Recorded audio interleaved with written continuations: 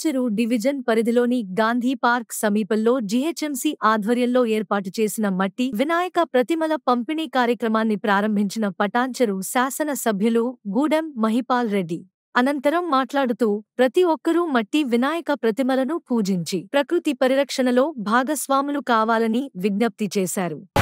ఈరోజు జీహెచ్ఎంసీ పరిధిలో పటాన్చెరు డివిజన్, రామచంద్రాపూర్, భారతీనగర్ డివిజన్లలో రేపు గణేష్ పండుగను పురస్కరించుకొని జీహెచ్ఎంసీ ఆధ్వర్యంలో అందరికీ భగవంతుని పూజించే ప్రతి ఒక్కరూ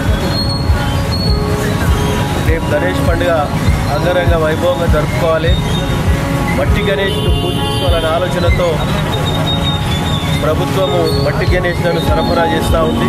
హాజరైన కార్పొరేటర్ మెట్టు కుమార్ యాదవ్, మార్కెట్ కమిటీ మాజీ chairman Vijay Kumar, GHMC deputy commissioner Suresh Kumar, Afzal తదితరులు పాల్గొన్నారు.